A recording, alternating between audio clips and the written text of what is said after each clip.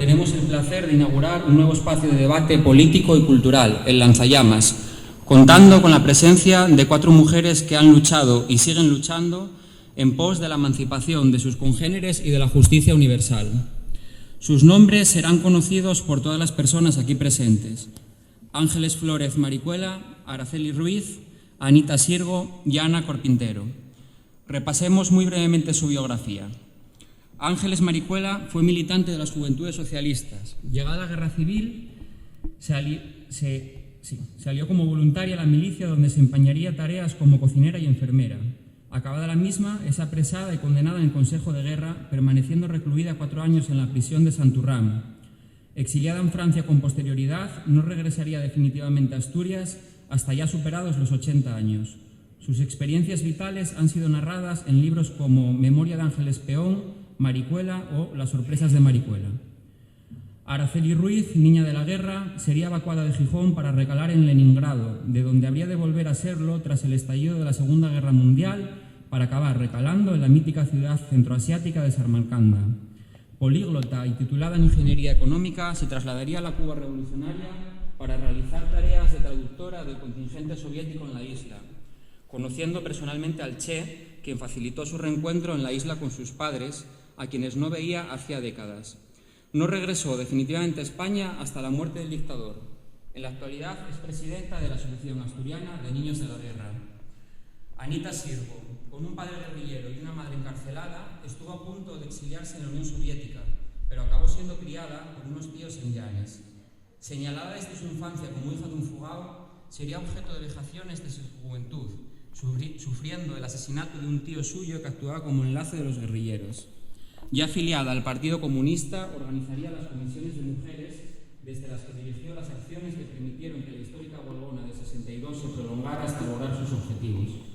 A consecuencia de ello, sufriría torturas, nuevas vejaciones y presidio. Hoy día permanece en las diversas luchas sociales, siendo una de las firmantes de la causa por los crímenes del franquismo, investigada por la jueza argentina María Serrini. Por último, Ana Carpintero, emigrada de la región de León, se instalaría con su familia en el barrio Arconés del Coto. Se politiza ya en el instituto durante la etapa de rendición estudiantil y el tratamiento. Trabajadora y estudiante desde la adolescencia, consigue un empleo de planchadora en la empresa textil Ike mientras cursa historia en la universidad. Recién obtenido el mismo, se involucra en la constitución de las primeras comisiones obreras del textil. En 1990 estalla un conflicto laboral en su empresa que se prolongaría 4 años y culminaría con la adquisición de la misma por las trabajadoras en su posesión. Hoy día, Ana continúa defendiendo un modelo asambleario combativo de sindicalismo desde las filas de la CSI. Desde luego es un lujo contar con la participación de estas 4 mujeres para estrenar el Lanzallamas. Nuestro objetivo con este programa es desarrollar una tertulia mensual los últimos jueves de cada mes, recuperando así el espíritu de las tertulias que tanta importancia tienen en el Concejo y en las cuencas mineras.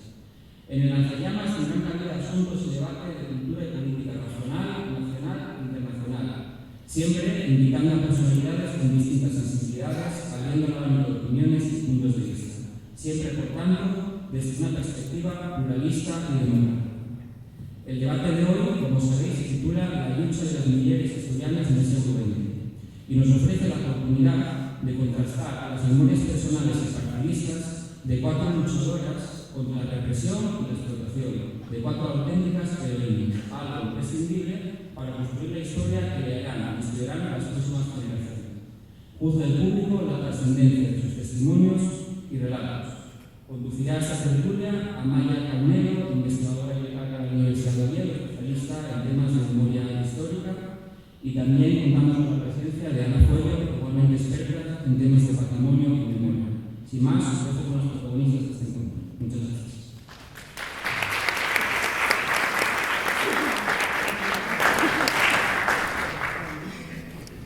Ángeles, igual era bueno que empezaras tú contándonos cómo fue tu primera niñez, tus experiencias con la Revolución del 34 y cómo te afiliaste como miliciana voluntaria para participar en la Guerra Civil y defender a la República.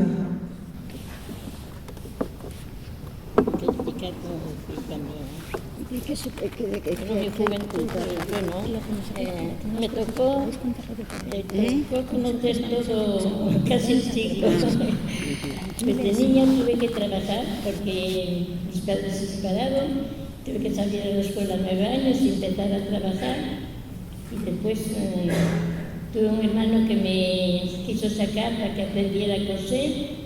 Cuando estaba aprendiendo a coser, la Revolución de Octubre, y lo cogen y lo asesinan con otros 23, o sea, 4 cuerpos que enterraron, se descubrieron a los pocos días. Y entonces, como era que servía de padre, tuve que volver otra vez a trabajar.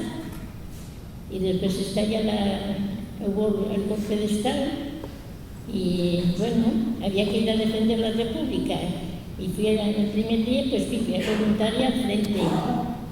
No cogí las armas, pero me paseaba para dar de comer a los milicianos entre las bombas y los tiros. Y no teníamos miedo, éramos jóvenes, no conocíamos el miedo y luchando, pero después se perdió Asturias y me cogieron, me detuvieron, consejo de guerra, y recursión perpetua que me pidieron después el penal, pero no era algo malo para mí.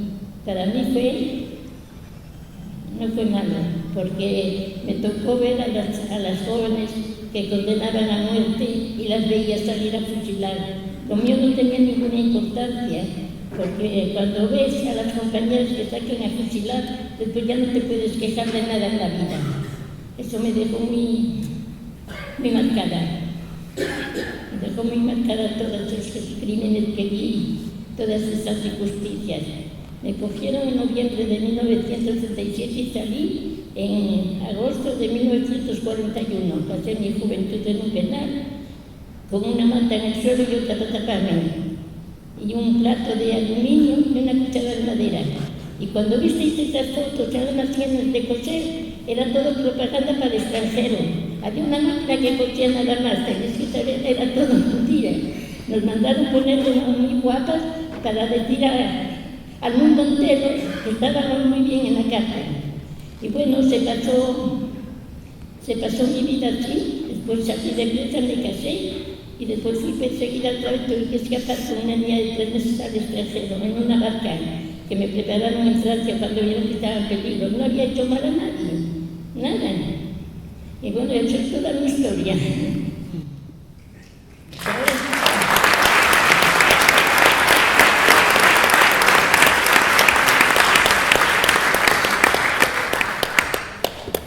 Araceli, igual para seguir... Me lo decís más alto porque yo fallo en el oído. Que para seguir, igual era bueno que nos contaras tú más o menos lo mismo, cómo recuerdas los primeros años de la niñez, cómo empezaste el tema de cuando te sacaron. ¿Aquí o allá? Sí, en los dos sitios. Bueno, yo prácticamente vivíamos en el Natahoyo, estudiaba en el Revillagigedo, pero cuando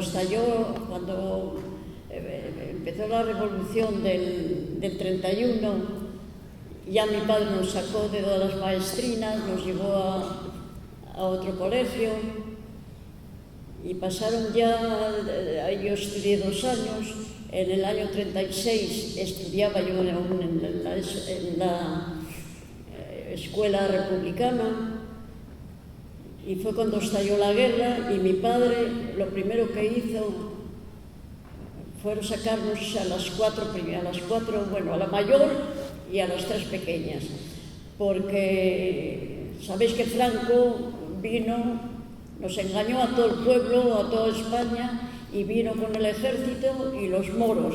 Yo cuando veía a los moros me tenía pánico.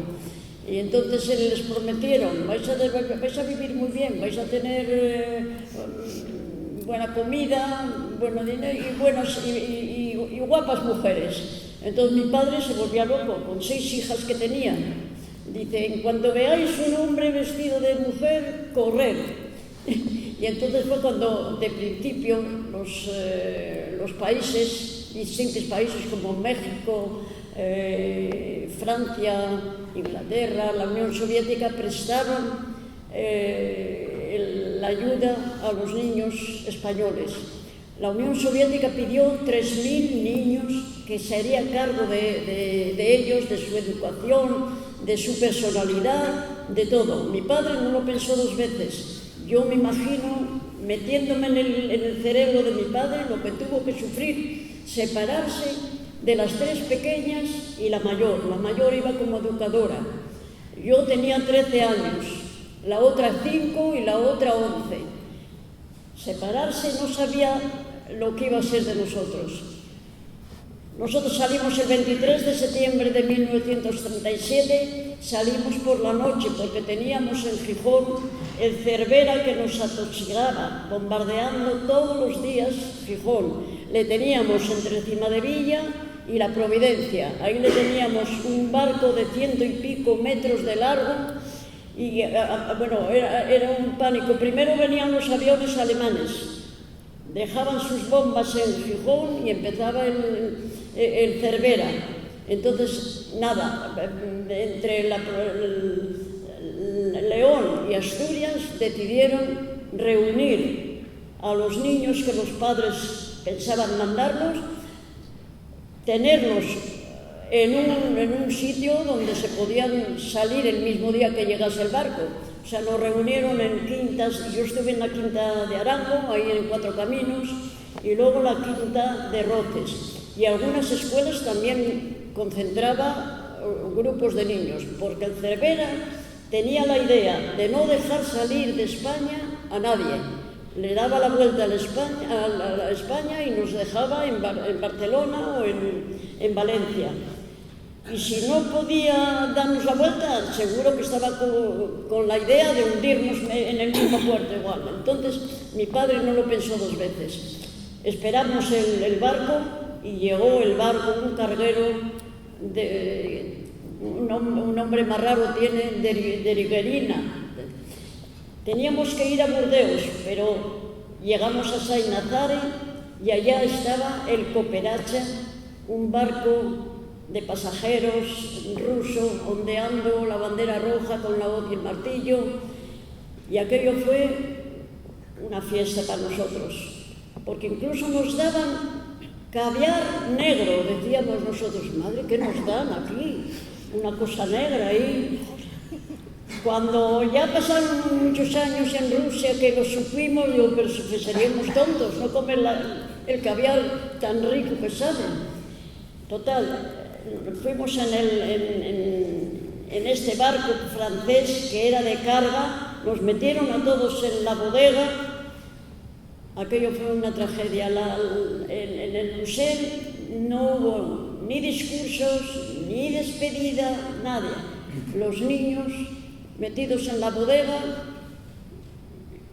y pensar que iríamos en buen rumbo. Llegamos a Saint-Nazaire y nos pasaron al Cooperacha, pero de todas maneras íbamos apretujados porque éramos 1.100 niños, más luego los educadores y maestros, pues íbamos, claro, camarotes para todo el mundo no había, o sea, pero ahí lo pasamos bien. Fuimos hasta Londres. En Londres nos separaron porque estaba un gemelo, igual que el Cooperacha, el Félix Hersinsky, y nos dividieron en dos. Por eso uno llegó por la mañana, el barco, a Leningrado, el 3 de octubre de 1937, y el segundo llegó por la tarde. Mientras que aquí éramos hijos bastardos, hijos de perdedores, de republicanos, en la Unión Soviética nos recibían con pancartas, con flores, con caramelos, con un cariño, y en las pancartas ponía bienvenidos a los hijos del heroico pueblo español. Digo la verdad que los rusos se portaron con nosotros de lo mejor.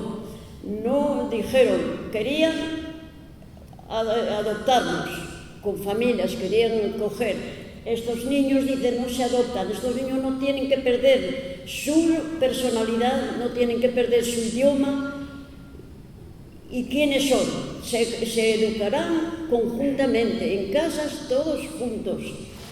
Tenían las casas preparadas ya, casas de 4 pisos, donde el bajo sería la escuela, el primer piso los comedores el tercero dormirían los niños y en el cuarto las niñas.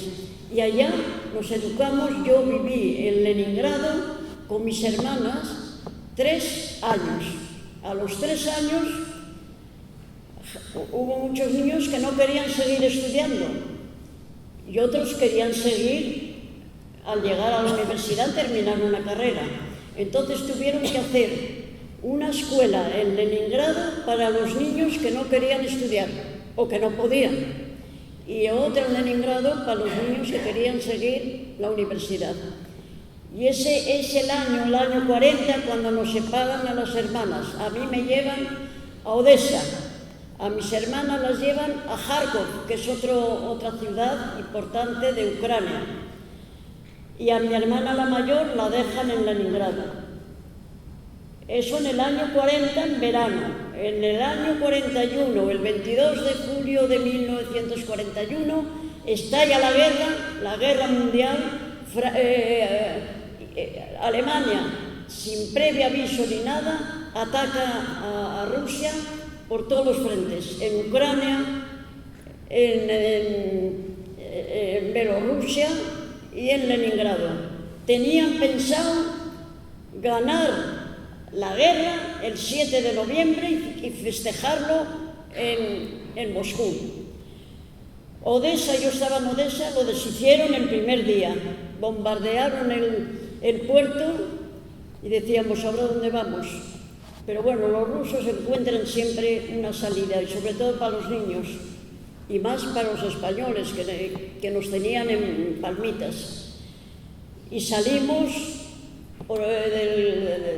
del Mar Negro, pasamos al Mar Caspio, y del Mar Caspio cogimos en Krasnovodsk, nos montamos allá, solamente nos faltó montar en camellos, porque íbamos en autobuses, en camiones, gente militar, pero el caso era marcharse a una retaguardia lejana y profunda.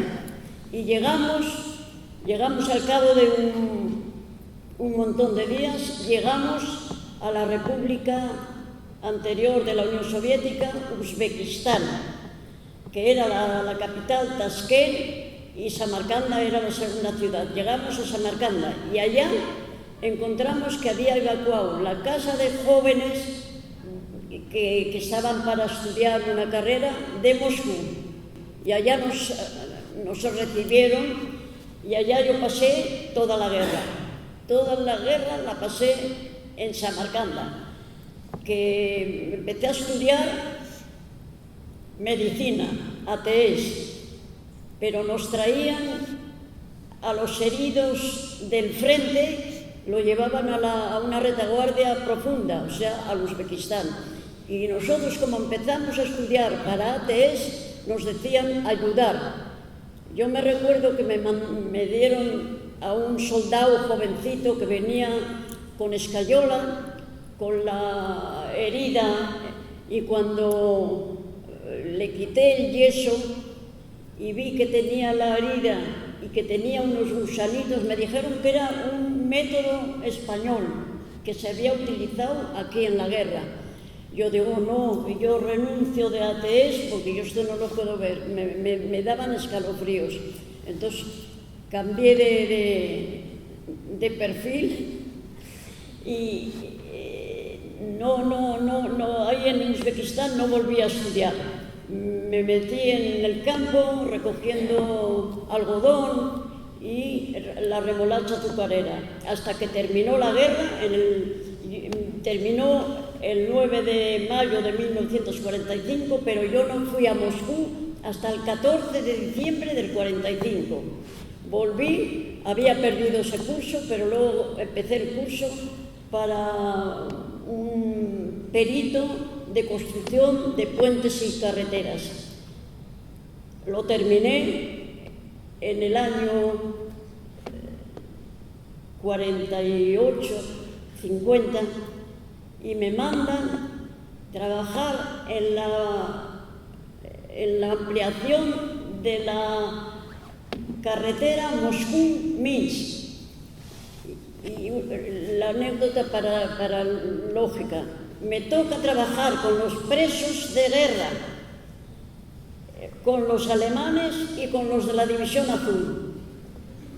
Me dijeron enseguida los rusos, no entables conversación con los españoles.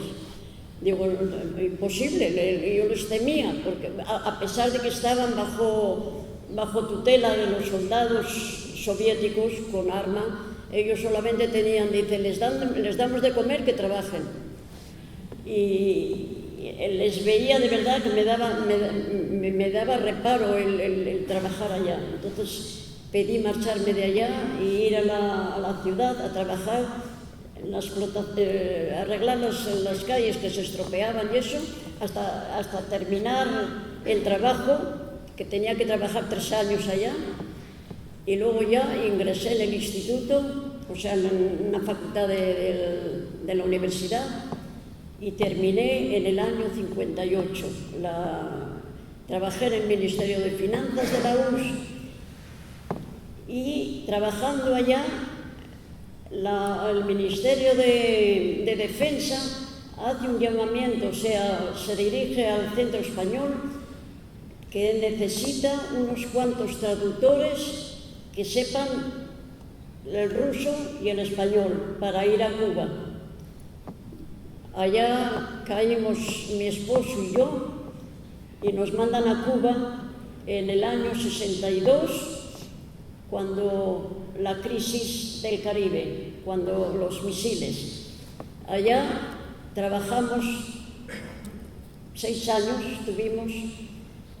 trabajamos con los militares y con los cubanos. La crisis del Caribe fue cuando hubo un encontrazo con los rusos, porque los cubanos querían disparar. Entonces los rusos recibieron una orden de que los misiles no se entregaran a los cubanos. Entonces salió al día siguiente de negarles, salió en el Grama un anuncio en negro y unas letras grandísimas, y ponía ni quita, lo que se da no se quita. Pero fue un acierto el no dárselo, porque seguramente que hubiera sido el comienzo de la Tercera Guerra Mundial, porque estaban los misiles, los tres tipos de misiles, la tierra-tierra, tierra-mar y tierra-aire. Entonces los cubanos son un poquitín lanzados. Pero nada, salió todo más de bien. Entonces aquí fue donde conocí al Che Guevara. El Che Guevara, una persona muy educada, muy simpática, inteligente, trabajadora, bueno, una persona desde luego fuera de serie. Además de eso, tiene la bondad, que era guapísimo también, como hombre. Y nos pregunta a mi hermana y a mí, vosotros estáis aquí trabajando y nuestros padres están en Gijón, ¿y cuánto tiempo lleváis sin verlo? Pues llevamos ya casi 30 años que no los vemos ni sabemos de ellos, porque nuestras cartas no llegan y las cartas de ellos no salen. Entonces, al final empezamos la correspondencia a través de Argentina, porque teníamos allá familiares, pero ya que llegaba la carta a España, me parece que llegábamos nosotros antes. Y entonces dice, ¿y no habéis tenido ocasión de juntar? Pues no, a mis padres no les dejan salir de España y a nosotros no nos dejan entrar. Dice, pero en Cuba pueden venir vuestros padres, porque Cuba no ha roto las relaciones diplomáticas con España. Pero aquí surge otro problema, el económico. Mis padres no pueden costearse este viaje, porque a mi padre le metieron en la cárcel por ser republicano y por haber mandado 4 hijas a Rusia.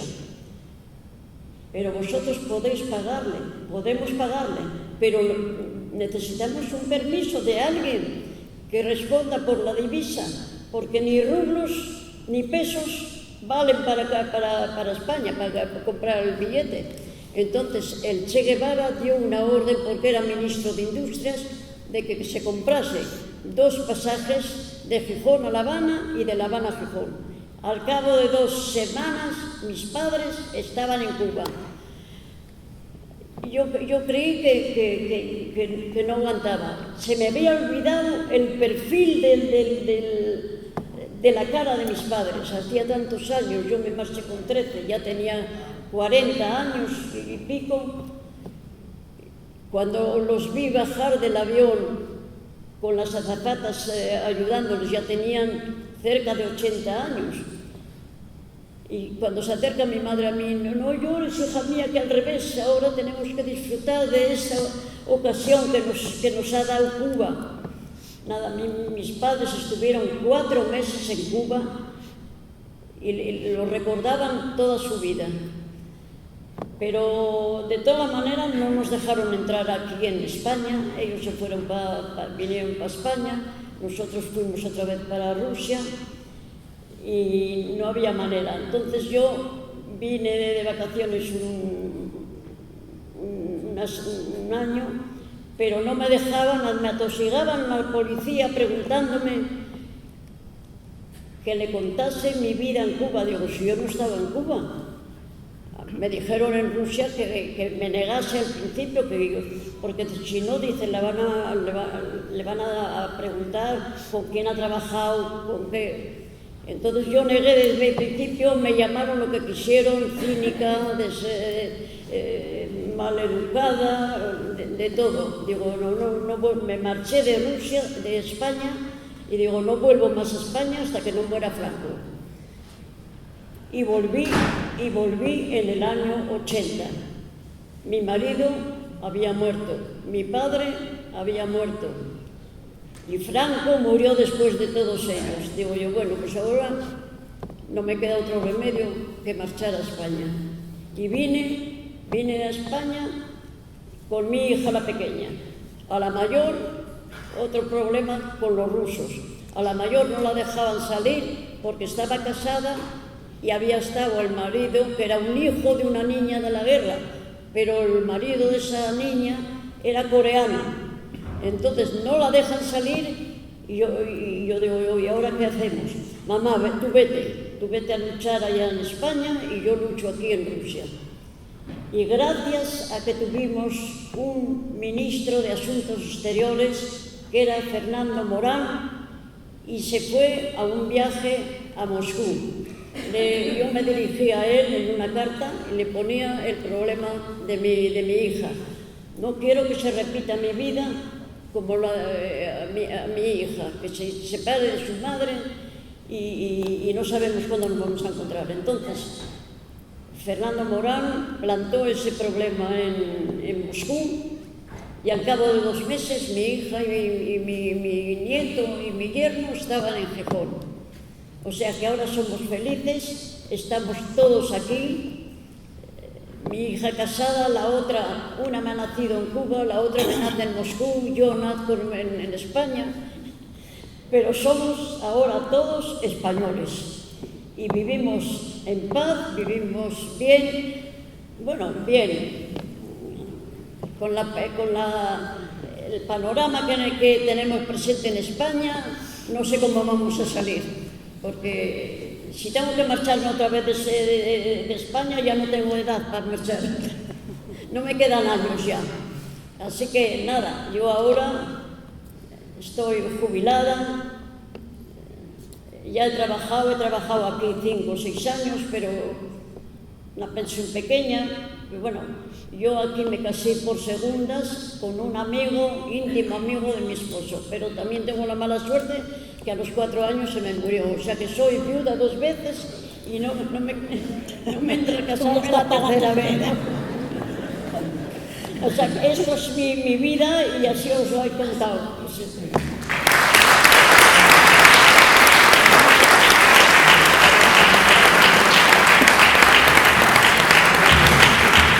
Sabes que estoy sola, como yo. Que nos cuentes un poco cómo fue todo. Como los recuerdos desde pequeña, cómo fueron pasándoles cosas. Es una vida tan larga. Va a ser muy largo y no quisiera yo cansar a la gente contando, porque la historia es larga. Como comprenderéis, fue toda la dictadura franquista. estuvimos ahí luchando.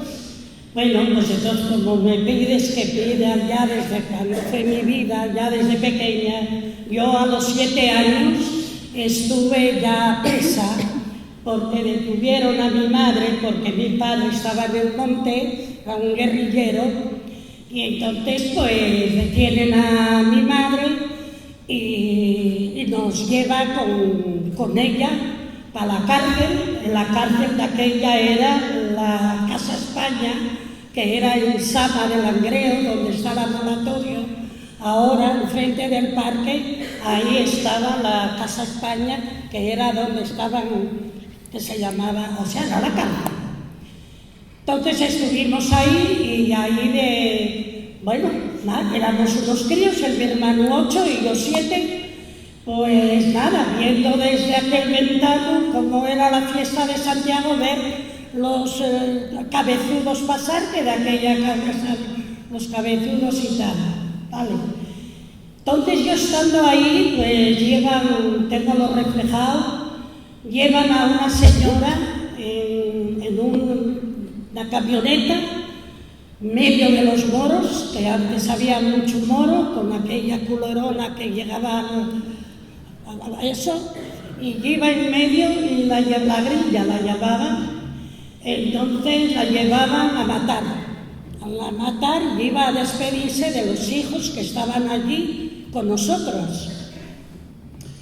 Bien, estoy viendo a esa señora cómo estaba despidiéndose de los hijos llorando, y ella con aquella entereza y con aquella cosa, animando a los hijos todavía, diciendo que no lloren, que luchen.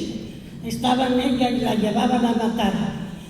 Y entonces me recuerdo todo eso. Después de ahí, a mi madre la llevan a un campo de concentración, a Figueras. Ahí mi madre estuvo presa. Bueno, entonces a nosotros, a mi hermano y a mí, se hizo cargo una prima lejana de mi madre, de nosotros, porque nosotros, toda nuestra familia estaba también presa, con alumnos y tal. Y entonces se hizo preso. Y entonces, fue de la época de llevar los niños también, que me tocó coger el barco en Gijón, pero de Gijón solamente llegué hasta Barcelona. En Barcelona hicieron escala y allí, yo allí veía cómo caían las bombas, eran los críos, cómo caían las bombas, cómo rompían los cristales y todo eso. Ahí estuvimos y ahí fue cuando daron un bando diciendo que quisiera ir a recoger los familiares, los niños que estaban allí. Entonces fue un tío mío de Llanes, un hermano de mi madre, rápidamente fue a buscarnos a Barcelona, a mi hermano y a mí. Bien, pues entonces estuvimos, fueron a buscarnos y nos llevó para Llanes, Pandrín. Allí estuvimos hasta que salió mi madre prácticamente, que tuvo 5 años, sale, vamos para nuestra casa, para el Campurro de Lada, que era un pueblín, y allí no teníamos ni agua, no teníamos ni bate, no teníamos nada. Bueno, pero teníamos una casa allí cerca de donde vivían mis abuelos. Bueno, pues cuando vamos para allá nos encontramos de que no teníamos ni muebles, ni nada de nada, nos lo hubieran llevado todos los falangistas y lo tenían todo en un local que ellos tenían en Lada. Allí tenían los nuestros muebles, que eran pocos, pero era donde nosotros vivíamos. Y yo tenía una muñeca de trapo, y hasta esa muñeca de trapo nos hubieran llevado. Bien, entonces, bueno, pues allá nos fuimos, ya estaba mi abuela en casa, la familia de mi madre, nos juntamos, o sea, nos pusimos a trabajar. Entonces nos pusimos a trabajar, yo allí una que se llamaba La Marrona, que una murió y la otra todavía vive, la hermana, se puso a hacer pan y casero pan, y yo era la que lo bajaba a vender abajo al lado, en una banastra, y yo bajaba a vender el pan. Mi madre se puso a trabajar donde podíamos, pasamos mucha hambre. Yo, por ejemplo, era cuando el asilo social, yo era pequeña, yo pues claro, no teníamos nada, y entonces iba a comer al asilo social. Allí yo, para poder comer ese plato caliente de comida, tenía que pasar por casa de una que vivía en Lada, para que me diere el vale para poder darme aquel plato de cocido caliente. Entonces, ¿por qué hacía eso? Porque era una que era muy beata y era la que llevaba todo eso, y entonces tenía que ir porque tenía que me persignar y no sé, aprender el Padre Nuestro y todo eso, que no lo sé. Francamente olvidóseme, pero bueno, si quería comer el plato de cocido tenía que pasar por allí porque me diera el vale, y si no, no comía. Bueno, después de todo eso, pues nada, nos pusimos a trabajar, mi madre por un lado y yo por otro. Mi madre estuvo trabajando con el Tirrio en la Felguera, en la fábrica de la Felguera, subiendo cestados de mineral, cargando camiones, vagones, y subiendo por una escalera de esas que subes al Estenás, que no tenía de seguridad ninguna. Y bueno, tuvo ahí una temporada grande. Después ella también estuvo trabajando en una grijera, porque era trabajo de hombres lo que trabajaban, y estuvo trabajando en una grijera. Y yo estuve trabajando en 3 casas. Yo tenía 12 años y yo ya andaba fregando ya por las casas, que hoy ya es fácil trabajar por las casas porque hay máquinas para poder trabajar, pero entonces tenías que trabajar rodillar, dando lejía, arena, y era todo eso. Me tocó también ir a fregar un salón muy grande de la Guardia Civil que estaba instalado en las Tejeres de Lada. Entonces yo salía de trabajar también por la mañana de un bar que se llamaba Donicio, que estaba donde está hoy el mercado de ganado, el teatro de Sama. Antes estaba el mercado de ganado, entonces allí enfrente había un bar que era de Donicio, y yo iba a trabajar ahí por la mañana, y después de ahí tenía que subir andando a los Tejeres después de salir para fregar aquel piso. Bueno, pues después de eso llevaba todavía la ropa, una bolsa de ropa para ir a lavarla en una saca con qué sangre lo llevaba.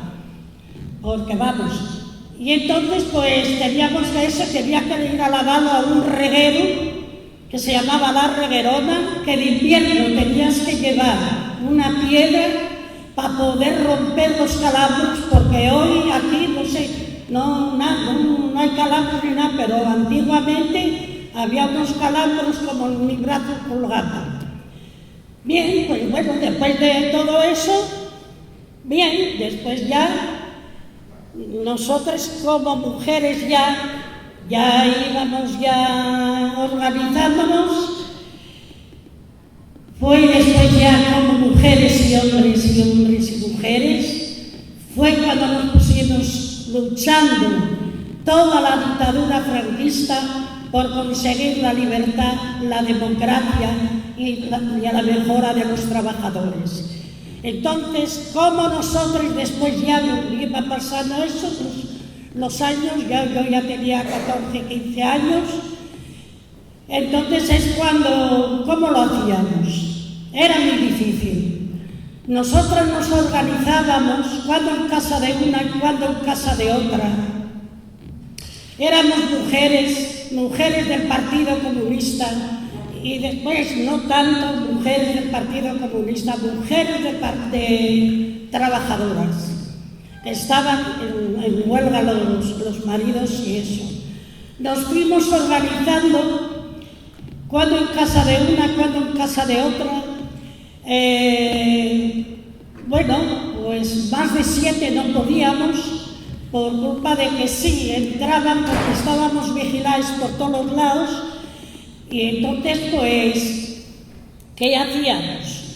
Pues poníamos una cafetera encima de la mesa, en el medio, y les taces, y entonces ahí hacíamos la reunión y hacíamos eso porque estaba de policía secreto por todos los rincones, y unos los conocíamos y otros no. Pero por ese motivo teníamos, porque si te picaban a la puerta, pues te picaban a la puerta, pero si no abrías te la tiraban. Entonces era la lucha, era toda esa, y por eso no tenías que hacer ni apuntes ni nada de nada. Te tenía todo lo que estabas hablando y eso, quedarte en la cabeza para eso, ¿no? Entonces, ¿por qué hacíamos también esas reuniones cuando en casa de una, cuando en casa de otra? Les hacíamos para organizarnos porque nosotros estábamos viendo lo que iba a venir, como así vino, que fue cuando ya vinieron los huelgues del 48, del 58, después del 60, después del 62, y nosotros ya estábamos ya, pues, organizados ya, cuando vinieron todos esos huelgues, nosotros ya estábamos. Entonces, nosotros como mujeres, cuando ya estaban ya en huelga, como mujeres ya que estábamos organizadas del partido, entonces, ¿qué hacíamos? Cuando venían, por ejemplo, las Navidades y todo eso, pues entonces salíamos a pedir comida por los bares, por las tiendas, y no queríamos ni bebida ni dinero, lo que queríamos era comida, perros no les queríamos y bebida tampoco. ¿Por qué no queríamos el dinero?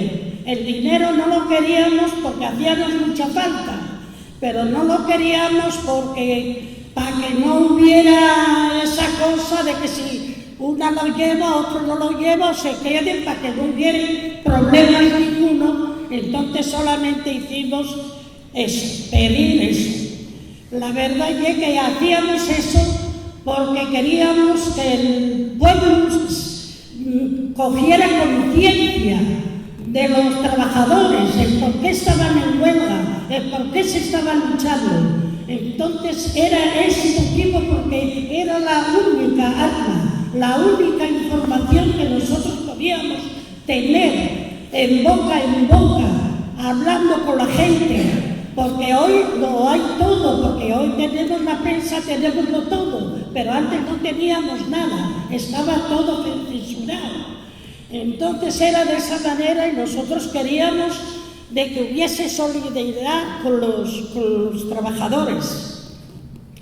Bien, el pueblo respondió, pero muy bien. Todos nos dieron, y nosotros esa comida lo llevábamos por ejemplo, a mi casa y a casa de una camarada que se llama Eufrasia, que todavía vive en Gijón. Y después, que íbamos en dos, íbamos en grupos. Esa comida, después, los mismos que fuimos a pedir, hacíamos los paquetes y unos iban directamente a ver los maridos, persona, y otros lo mandábamos por transporte. Bien, pues está con eso. Después íbamos también, después ya decidimos de ir por todas las parroquias a hablar con los curas, para que los curas también intervinieran cuando iban a hacer misa, por lo menos que se acordaran algo de la gente que estaba en huelga y que estaban presos y todo eso. Y entonces, pues claro, de aquella también estaban muchos selicosos, porque la verdad es que estaban trabajando en unas condiciones pésimas, y entonces a los 4 días ya estaban, bueno, jovencísimos, ya tenían que estar retirados del primer grado de la silicosis, y estaban las iglesias llenas, encerrados de los silicosos. Entonces mis mujeres también participemos ahí, también para llevarlos café, llevarlos bocadillo y salir y denunciar todo eso. También las mujeres hicimos de ir a hablar con el Tarancón. Nos organizamos y fuimos una comisión de mujeres que nos llevaron en coche hombres a Toledo. Y entonces fuimos, hablamos con el Tarancón, también pues, contándonos la situación que estábamos pasando en Asturias, y no en Asturias, se puede decir en toda España se podría hacer, porque entonces había huelgas y había manifestaciones por toda España. Entonces, pues sí, nos recibió, pero lo que pasa a esa gente, claro, están muy educados, te hacen palabrines muy buenas y te despachen pues con palabrines buenas, pero hechos locos. Entonces, pues bueno, todo eso pues estábamos haciendo. Con que ya cuando ya viene la huelga del 62. Yendo la huelga del 62, nosotros ya estábamos ya organizados, porque nosotros antes de llegar a la huelga del 62, que lo cuento ahí ya también, nosotras hacíamos pastillas, propaganda, pero hacíamos lo manual. Nos juntábamos en casa y entonces pues hacíamos, porque era antes cuando no teníamos nada, porque no teníamos nada, no había tampoco, pues ya más arriba y así, porque ya tenías fotocopistas, ya tenías ya, en fin, según se iba, ya lo tenías, ¿no? Entonces es cuando, bueno, hacíamos los pastilles y ya teníamos el grupo de mujeres que íbamos a repartirlo. Hacíamos en casa, hacíamos lo manual, con un cacho de madera. Entonces teníais una goma así, hacíais un cliché, teníais una esponja y hacíais el texto, echado la tinta, y unas iban haciéndolo, otras iban cortando, otras iban haciendo los paquetes, y después ya teníamos los grupos de mujeres para repartirlo ya unos a un lado y a otros a otro. Y pues ya amanecía ya por todos los portales y por todo lo que iba a pasar al día siguiente. Entonces, bueno, eso es el trabajo de las mujeres que hacíamos. Llega la huelga de esto, lo hacíamos siendo mujeres del Partido Comunista, que coste. Eso era cuando éramos mujeres que estábamos organizadas, mujeres del Partido Comunista entonces. Pero llega la huelga del 62. A la huelga del 62, bueno, pues ya hacía un mes que estaban en huelga. Y nosotras, por ejemplo, ya víamos que había mucho burullo ya que querían ir a trabajar los esquiroles, como se llamaba entonces, ¿no? Que iban a romper la huelga. Entonces nosotros ya rápidamente nos volvimos, porque nos reuníamos todos los meses, a pesar de que hoy lo tenéis todo, porque tenéis el móvil, tenéis teléfono, que antes ni teléfono, ni móvil, ni hostias. No teníamos nada. Entonces todo tenía que ser pateando y eso. Entonces oímos eso que iban a entrar, ¿qué hicimos? Hicimos rápidamente, porque en cada comarca teníamos una responsable. Nos pusimos rápidamente a reunirnos y en esa misma reunión ya dijimos tal día que fueron 2 días, lo que organizamos eso, Pero en esa reunión ya dijimos ya a la hora que tenían que decirlo a las mujeres y a la hora que teníamos que salir y los sitios que teníamos que estar, donde tenían que pasar los mineros a trabajar. Pues bien, así lo hicimos y dijimos, bueno, en esos 2 días tenemos que salir el primer relevo, vamos a ir pacíficamente. Pero ya estábamos ya hasta arriba, ya no nos daba más 8:80. Vamos a ir pacíficamente, pero si no dan la vuelta por la de buenas, van a dar la vuelta por la de malas. Entonces ahí sí vamos a emplear la fuerza. Vamos a llevar maíz, vamos a hacer unos saquines y nada más llegar, vamos a echarlos el maíz era llamándolos gallinas y entonces vamos a hacer eso pero pacíficamente. Bien, eso también lo hicimos nosotras, las mujeres del partido. Bueno, pues entonces es cuando llega.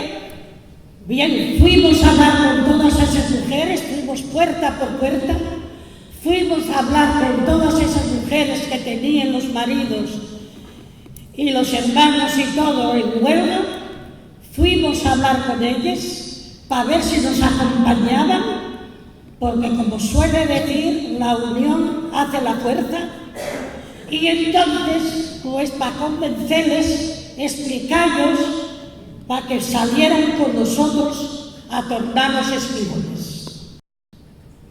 Pues bien, ninguna nos dijo que no, porque no eran mujeres del partido las que estaban, ¿no? Eran mujeres que estaban luchando por lo nuestro, pero no así abiertamente como lo estábamos haciendo nosotros.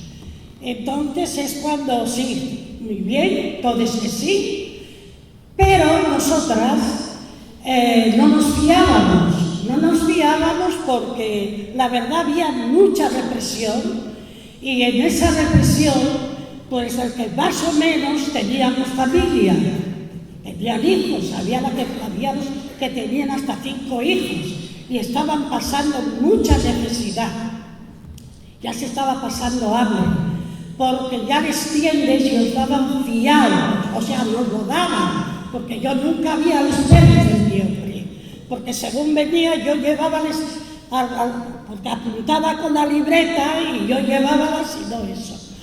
Bueno, pues entonces, que cuando, bueno, quedamos ya así, pero como no nos fiábamos de ellos después, pues íbamos al relevo de las 6. Nosotros volvimos a levantarnos a las 5 de la mañana y fuimos a tocarlos el timbre.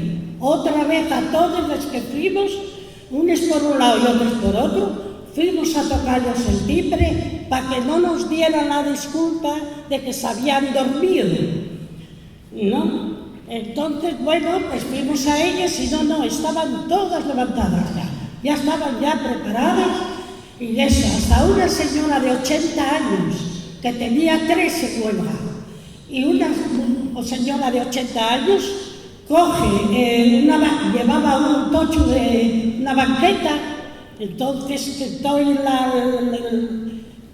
eso de la banqueta y llevaba. Bueno, pues ahí no hizo falta, o sea, la fuerza, porque según venían los mineros a trabajar, pues nosotras, bueno, nos acercábamos a ellos y ahora tirábamos el maíz y no hizo falta porque éramos todos conocidos, eran todos de allí. Y entonces ellos dieron la vuelta, dieron la disculpa que tenían que ir obligados porque tenían que mantener el pozo. Y eso, nosotros dijimos que ni pozo ni Dios, que fue todo verdad. Dieron la vuelta, ellos mismos dieron la vuelta a los que encontraban. Ellos decían, dar la vuelta porque ahí hay un grupo de mujeres y tal y cual. Bueno, La cosa ya es menos mal, porque a la parte de arriba, porque aquí me tocó en Lada, en el Pozo Fondón, que había, porque claro, ahora está muy cambiado, muy bien como antes, porque ahora está el economato, pero antes era una escombrera muy grande, donde estaba allí, donde echaban el codo, donde tenían los cuadros de los mules y todo, porque antes trabajaba mucho con los mules. Y entonces, pues, a la parte de arriba había, en el cruce, allí, a la parte de arriba había una pareja de la Guardia Civil, que nosotros no lo hubiésemos visto porque nosotros estábamos casi en el medio. Claro, en aquella época ellos no dormían, se conocen los diques, en los camiones de ellos. Entonces ellos sienten algo y tienen unos tiros al alto. Y eso era una contraseña de ellos. Y es cuando ya aparece allí, qué sé yo, la policía que llegó, nos cogen, porque nosotros ya también en la reunión ya dijimos, porque éramos conscientes de que nos iban a detener. Eso era, bueno, que nos iban a detener. Entonces ya en la reunión a todos ya nos dijimos de que posiblemente iban a detener a alguna, pero que nos cogiéramos todos y que dijéramos o todos o ninguna, y nos cogimos todos y allí no nos detuvieron a ninguna, aunque después ya vino, porque ya vieron ellos ya quién estaba allí y que estábamos todos fichados. Bueno, pues entonces traerles otros para la escombrera.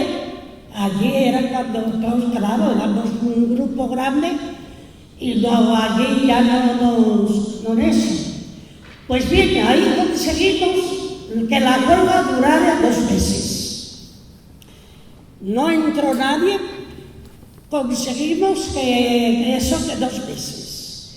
En esa huelga fue una reivindicación que hacíamos porque iban a trabajar, no había cristales donde se iban a duchar, no tenían agua caliente, no tenían calefacción, entraban, bueno, con la ropa que nada más tenían una, porque yo a las 4 de la mañana tenía que, a lo mejor en una mesa, tenía que me sentar cerca de la ropa para poder repasar, para poder llevarlo de lunes, porque era cuando lo ponían serie, de lunes era el único día, pero después ya de martes hasta el sábado tenían que lo volver a poner picando. Entonces, era eso lo que reivindicábamos, para que pusieran calefacción, que pusieran los cristales y en las condiciones abajo, que estaban tragando polvo y después con el polvo el agua. Sabrán bien los compañeros que están aquí, que trabajaron, cómo trabajaban, en qué condiciones estaban trabajando en la mina. Y entonces eso lo conseguimos también.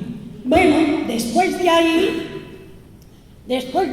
ya vimos que nosotras teníamos que nos abrir ya más, que ya no teníamos que estar organizados en un grupo, solamente como éramos el partido, no, ya teníamos que nos abrir a otras mujeres.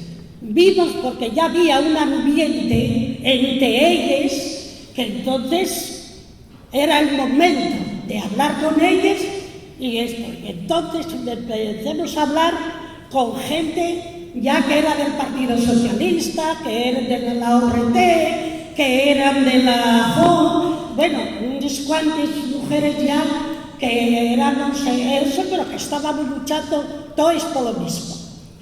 Entonces fue cuando nos unimos todos y fue cuando ya hacíamos las asambleas en el entrego, en casa de cura, porque desde nosotros también anduvimos por los curas pidiéndonos eso y pidiendo dinero, que ahí sí que os pedimos dinero. Con ese dinero fue cuando mandamos los paquetes a la comida, a eso, y el coste, y la que iba a entregar a mano, pagar el viaje.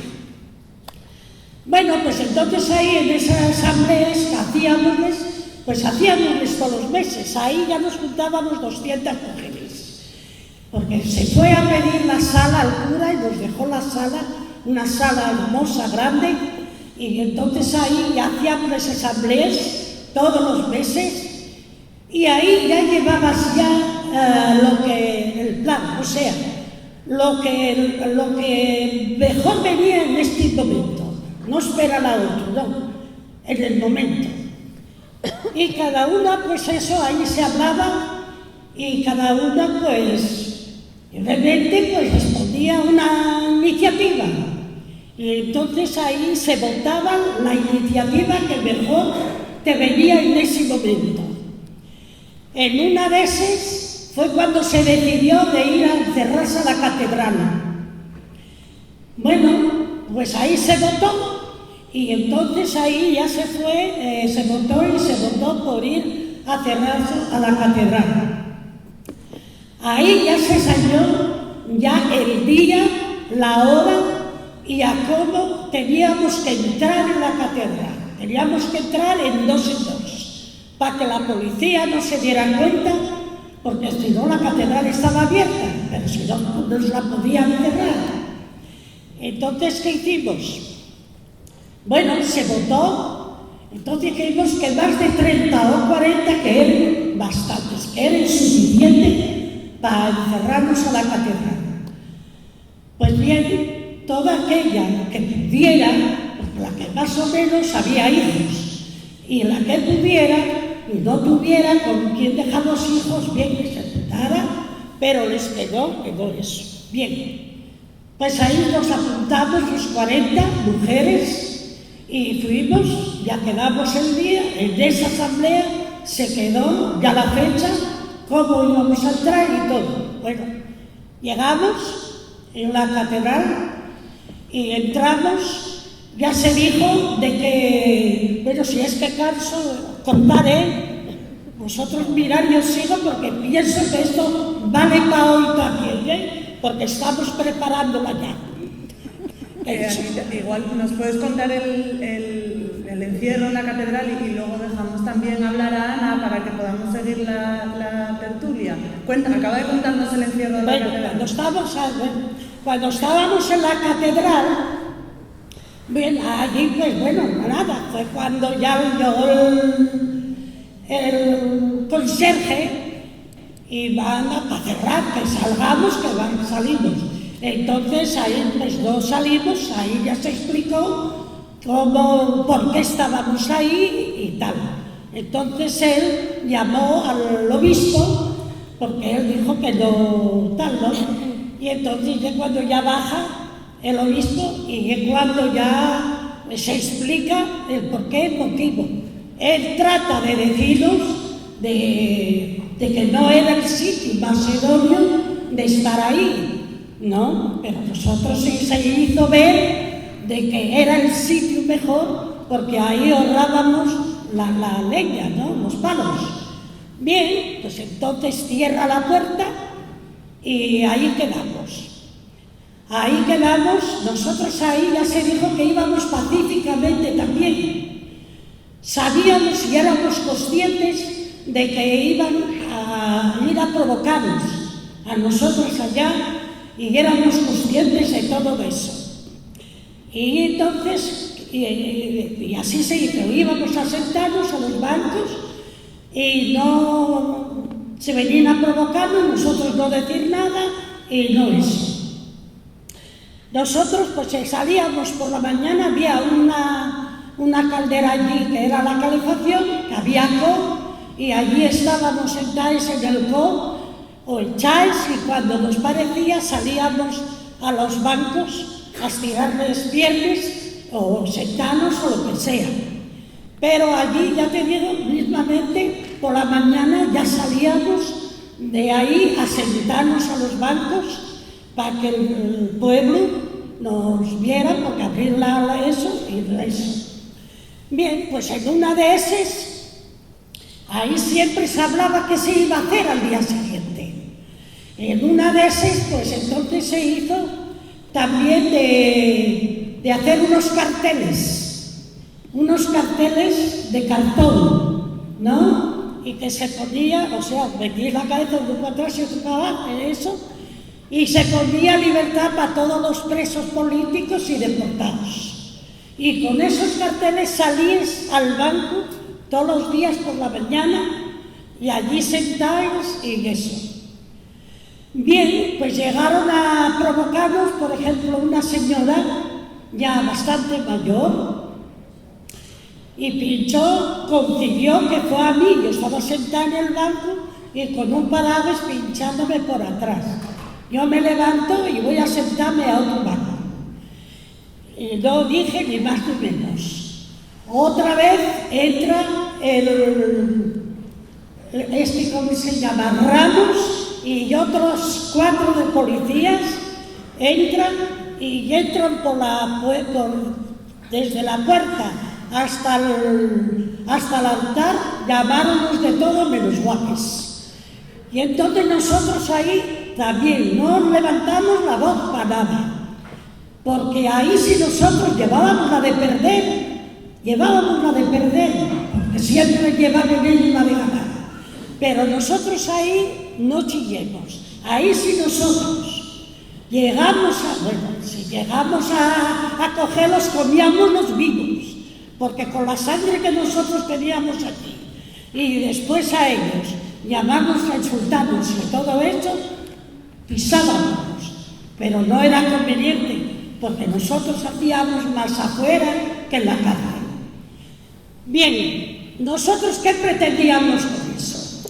Nosotros pretendíamos estar en la catedral para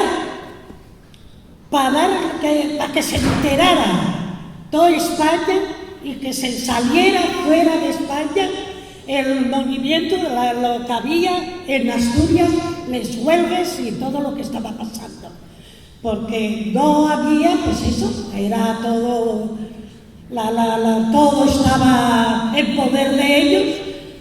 Entonces, nuestro trabajo, nuestra prensa tenía que ser de esa manera. Bien, pues empezó a llover allí gente, a llevarnos comida. ¿Qué sé yo la comida que nos llevaron? Por cierto, la primer lata de leche caliente fue de lo mismo, al día siguiente de estar aquí, que hay que decirlo todo. Y entonces, pues empezaron a llevarnos comida, que si no la comida que nos llevaron, voy a terminar esto y termino. La comida que nos llevaron, ¿y qué hicimos con la comida? La comida lo dimos a Cáritas. ¿Por qué se dio a Cáritas? Porque la otra gente que estaba luchando estaba en la calle, luchando, igual que nosotros que estábamos adentro, y estábamos luchando por lo mismo. Y no lo íbamos a llevar nosotros y los que estaban afuera no. Entonces se los dio a Cáritas. Y entonces voy a dejarlo ahí porque si empiezo a contar ya mi vida de eso, entonces ya nada.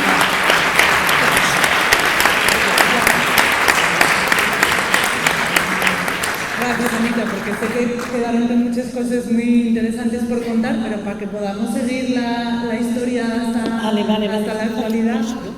Ana, si puedes contarnos un poco cómo fue tu vida, cómo empezaste a ser una mujer luchadora como ella es ahora y hasta la actualidad. Bueno, en primer lugar, a las compañeras que habéis hablado primero, quiero decir, la valentía, las vidas tan duras, el coraje que le habéis echado, yo creo que no nos tiene que hacer dar un paso atrás, sino dar un paso adelante, plantar cara y seguir. Porque ese es el tema, estamos en una época dura, pero hay que seguir. Desde luego, vamos. Para quitar... ¿Yo qué puedo decir? Cuando a veces mi vida pasó muchos años ligada a mis compañeras de IKE. Deciros, cuando ahora, después de que ha pasado mucho tiempo, empiezas a analizar y empiezas a pensar, y dices, madre mía, vamos a ver. Nosotros, las miembros que teníamos con las que hicimos el cesto, pues nacieron por el año 40 y algo, en la posguerra. todas nosotras. Yo soy quizá de las generaciones más jóvenes de la fábrica, pero nacimos en esos años, en los 40 y algo, donde de alguna manera se perdió todo lo que la República nos había ganado con los derechos de las mujeres. Y a esas generaciones se nos acudió con algo nuevo, con la mujer la pata quebrada y en casa, la mujer el descanso del guerrero, que esa era otra, sin tener la capacidad para decidir sobre nuestras vidas, sobre nuestro trabajo, sobre nuestros bienes, sobre absolutamente nada. Siempre pasábamos de la tutela. Yo me voy a referir quizá un poco más a lo que conozco, que es el ámbito sindical. Pasábamos de la tutela, primero de nuestros padres, pasábamos a la tutela del empresario, porque empezábamos a trabajar con 12 años sin asegurar. A los 14 nos podían asegurar, pero éramos carajillas, que nos venía la regla en la máquina de coser. Entonces, quiero deciros que de esa tutela del empresario, ese empresario con esa figura paternalista, pasábamos después a la tutela de nuestros esposos, de nuestros maridos, de nuestros compañeros. Y se nos acuñaba en esa idea de que la mujer, el salario de la mujer es un apoyo a la economía de la familia. Se nos premiaba, se nos incentivaba a que en el momento de casarnos teníamos que dejar de trabajar, con la famosa dote matrimonial. No sé cómo decíamos, no éramos libres, no teníamos capacidad de decisión, desde luego, ni a nivel económico, ni de nuestro cuerpo.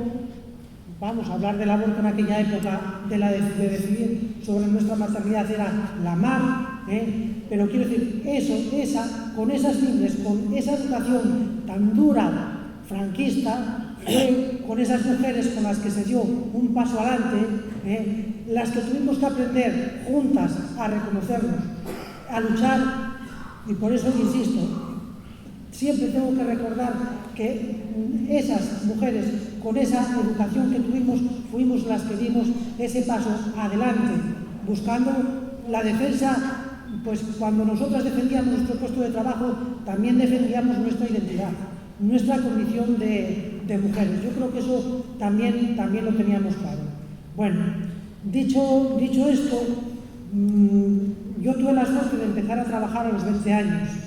Eso era un lujo. Mis compañeras empezaron a trabajar a los 12 y a los 14. Me desteté de la universidad por necesidades de guión, porque se murió mi padre y había que llevar un salario a casa, y empecé a currar en Ike. Aprendimos, es que son cosas que tienen un símil, es decir, lo que la compañera antes decía, esa asamblea, ese tomar las decisiones en la asamblea, ese juntar, ese sumar, pues era el ABC del sindicalismo también. Esa era lo que hacíamos. Cuando constituíamos en la época, yo viví la época de la semiclandestinidad, porque salté al ruedo laboral el 75, desde el 70 más o menos. Eso ya era la dictadura.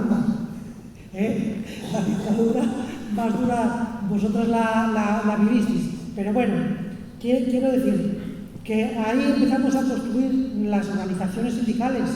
Las primeras comisiones obreras de textiles se hacían en las confiterías, las reuniones donde las mujeres pasábamos muy desapercibidas, siempre de tertulia, además, y fuimos donde poco a poco fuimos enraizando y desarrollando nuestra actividad sindical. Eso hay que decir también la importancia que tuvo para nosotros, porque nosotros empezamos mucho más tarde, no teníamos todo el bagaje sindical que podían tener los compañeros de la mina, del naval, del metal. Nosotros en el panorama sindical fuimos como más jóvenes y tardamos mucho más en organizarnos. Bien, en Ike siempre, mi fábrica siempre fue una fábrica esquirolona.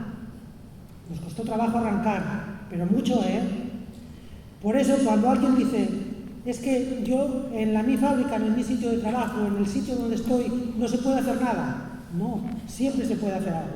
Siempre pensamos que en nuestro sitio no se puede y en el de los demás sí.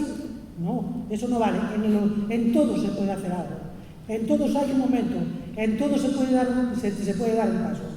Quiero decir, insisto, que nosotros éramos retrogradonas, éramos un poco de las privilegiadas, entre comillas, del sector, porque se ganaba más, teníamos unas condiciones mejores, entre comillas, de trabajo, pero sin embargo, cuando nos tocó defender nuestro puesto de trabajo, pues nos hicimos esa piña, esa asamblea tan ligada, esas mujeres que son capaces de hacer una cosa, que son capaces de hacer una barricada, mujeres, pero hay otras detrás que la defienden y que dicen, esa barricada es mía, porque todas podemos hacer, todas podemos poner, y sumadas, todas juntas, hacemos una obra.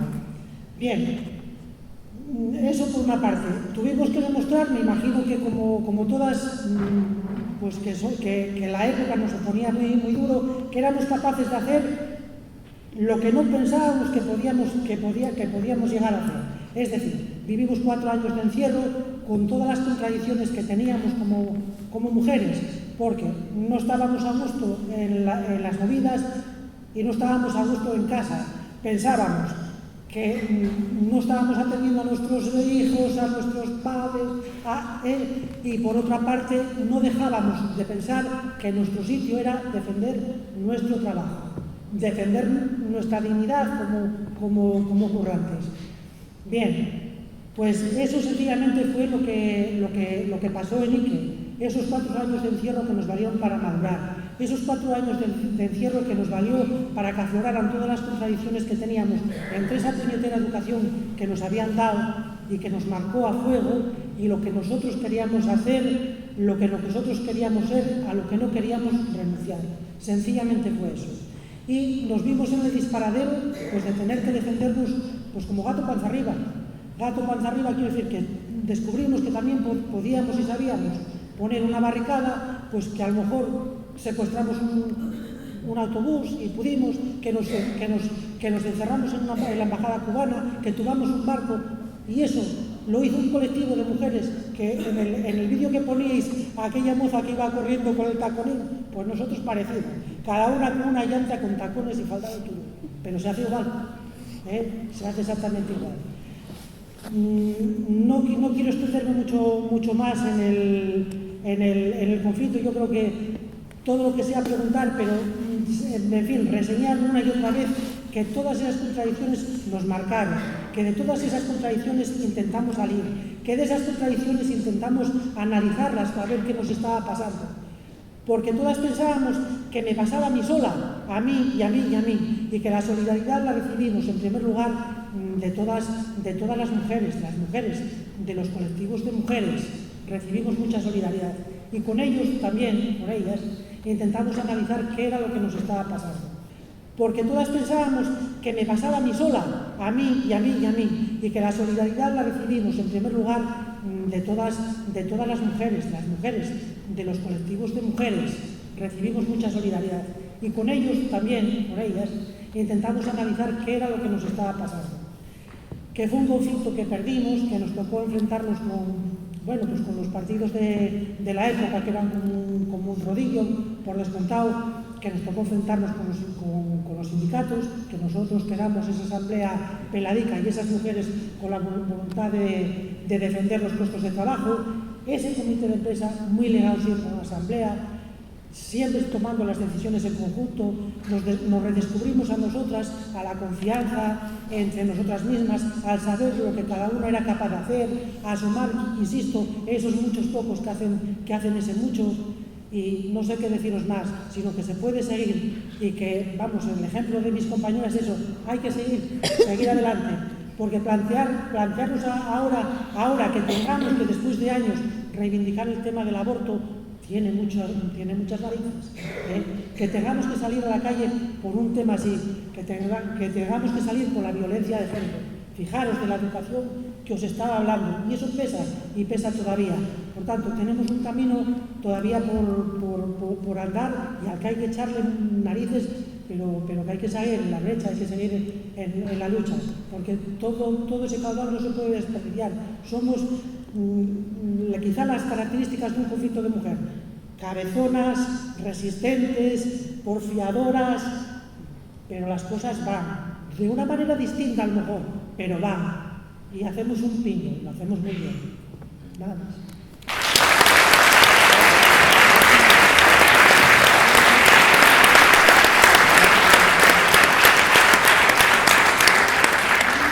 Bueno, como veis, estar aquí es muy fácil, porque algunos habíamos preparado algunas preguntas, algunas cosas, y no hace falta ni preguntarles.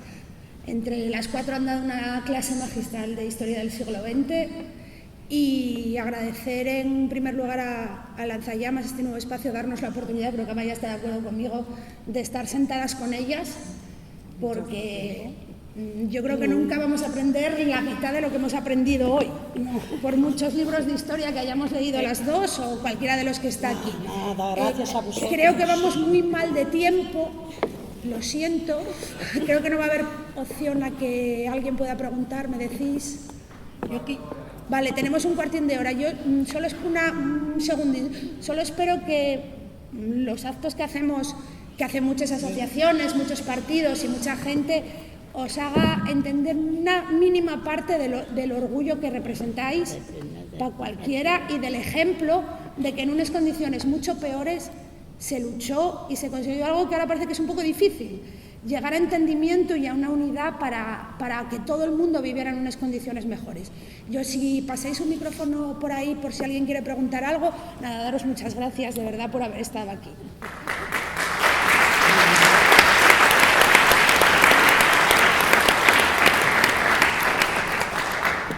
¿Puedo decir una cosa? ¿Puedo? Yo quisiera decir que esos compañeros que se habla mucho de ellos y poco de las mujeres, porque en la lucha estuvimos hombres y mujeres, y si no hubiera sido por la valentía de entonces de las mujeres, no se hubiese llegado a lo que lleguemos, porque las mujeres tuvimos un papel muy importante y seguimos teniéndolo hoy día. Y por eso animo a las mujeres y animo a los hombres también que hablen algo de las mujeres también, que tuvimos ahí en la lucha con ellos. Que no hablan de eso.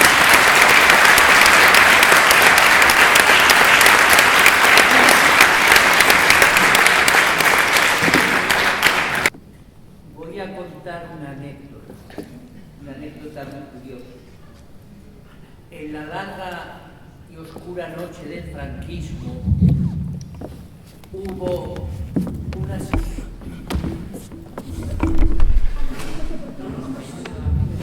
Digo que voy a contar una anécdota. En la larga y oscura noche del franquismo hubo unas emisoras que jugaron también un papel muy importante, porque están aquí mayores que lo saben bien, Radio España Independiente y emisoras extranjeras como Radio París o la BBC o Radio Moscú, que los españoles escuchábamos la Pirenaica, esta cadena de interferencias, ruidos, y escuchábamos como podíamos, porque en mi casa la escuchábamos, nos metíamos la cabeza y la radio debajo de una manta y la escuchábamos.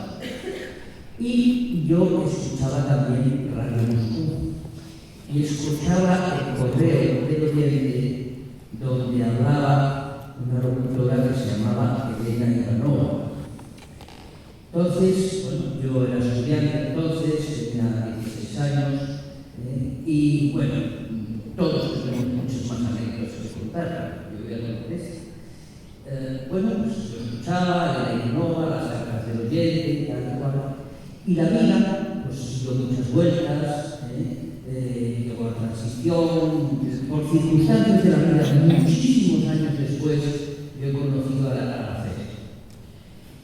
¿Cuál sería mi sorpresa cuando un día la CEP dice, yo trabajaba en Radio Moscú y yo era la que leía las cartas del correo del oyente?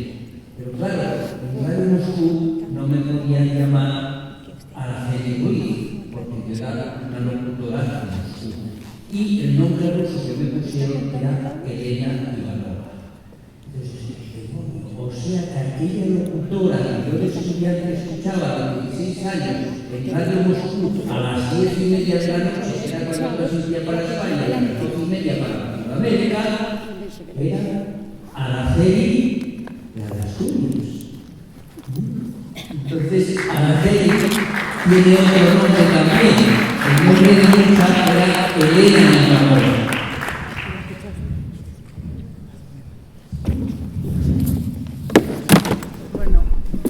Vamos a tener que cerrar ya porque la Casa de la Cultura cierra a las 9 y ya estamos pasando un poco ya del horario. Solo agradecer al Lanzallamas la posibilidad de escuchar a estas 4 mujeres y estas 4 historias de Yucha, que yo creo que marcan el camino que tenemos que seguir las generaciones que estamos y las que quedan por llegar. Y muchísimas gracias de nuevo a las 4 por venir y compartir vuestra vida con nosotros. Muchas gracias.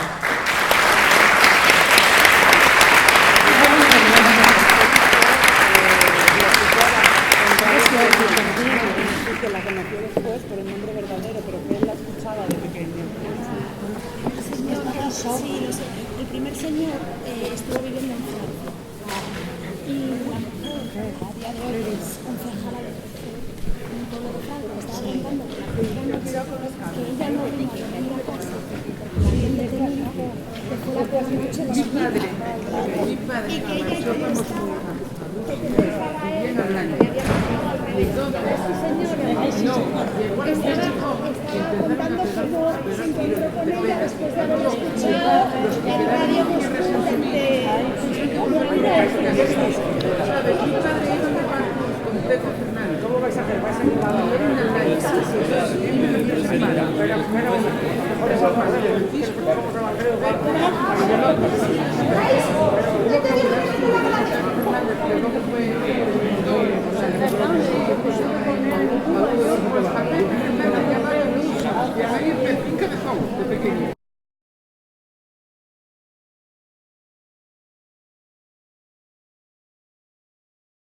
En primer lugar, dar las gracias por una razón muy sencilla. La primera, porque la única manera que hay de mantener los conflictos que para nosotros supuso sangre, sudor y lágrimas, que nunca olvidaremos, la única manera de mantenerlos vivos es recordarlos y aprender, porque yo creo que la clase obrera solamente aprendemos, todos en general, aprendemos unos de otros, de las experiencias de unos y de las experiencias de otros, siempre, y eso no puede quedar en el olvido, tiene que estar siempre dentro de nuestra memoria, porque es la única manera de aprender.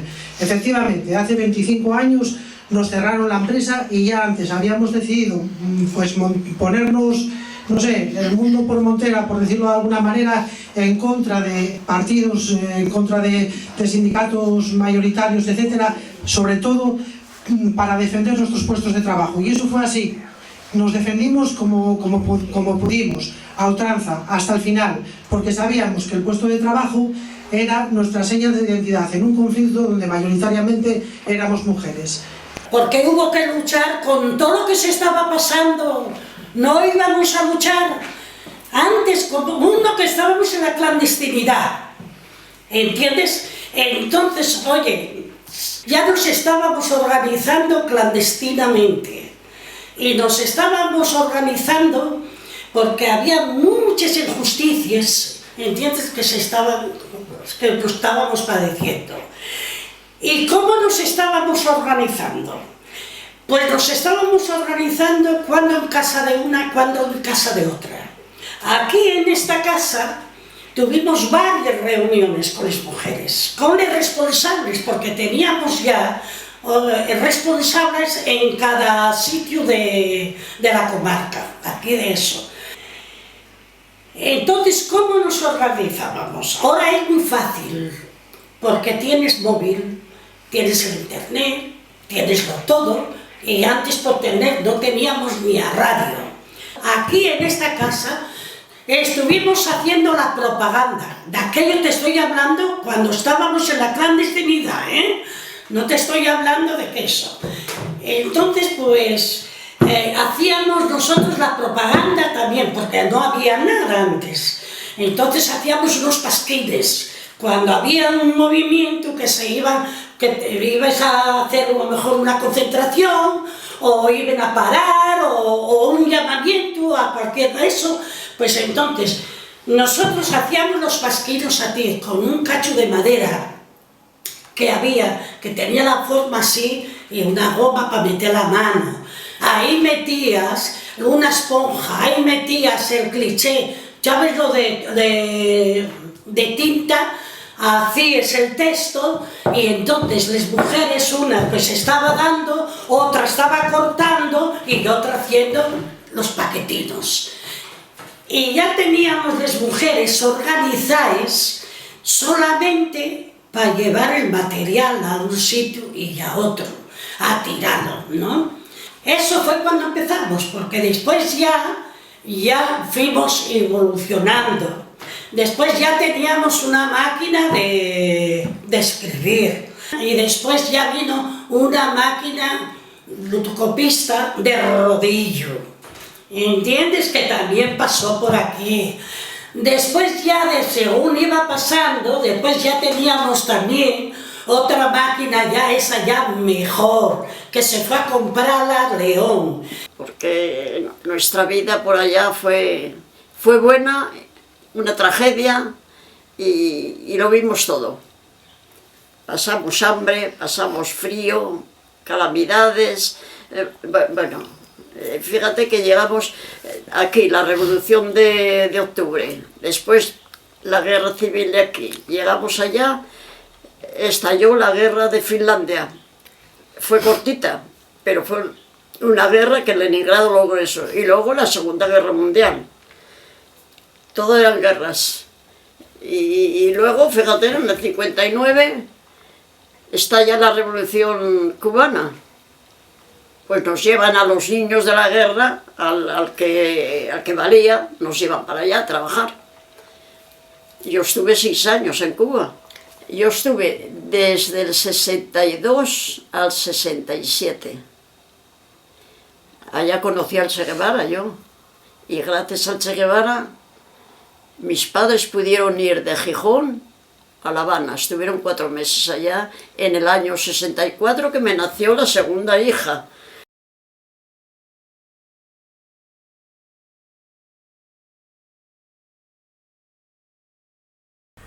Estaba prohibido hablar de eso. Y ahora que tenemos la libertad, que nos la quieren quitar, atención, ¿eh? Es que nos la quieren quitar, pero lo que no puedo comprender es que dicen que van a prohibir de manifestación. ¿Cómo todo el mundo no se tira a la calle? Si todos tuvieran la sangre hirviendo como yo, estábamos todos en la calle. Todos. Están dejando todo. Están haciendo burla de nosotros y tan tranquilos. Tan tranquilos. Eso es horrible. ¿Cómo no salimos todos a la calle? Pero no, yo no puedo comprender. Están quitándonos todo, están haciendo fascismo. Si continuamos, bueno, ya una mordaza nos están poniendo. Eso me pone negra. Si empiezan a decir que son todos iguales y que no hay que ir a votar, y la gente ignorante, y la ignorancia, mira la ignorancia lo que nos cuesta, la ignorancia. Porque eso no fue nada, fue la ignorancia. La gente no se dan cuenta que no votando es el voto, y las manifestaciones lo que podemos hacer. Eso es la libertad. Si nos quitan eso...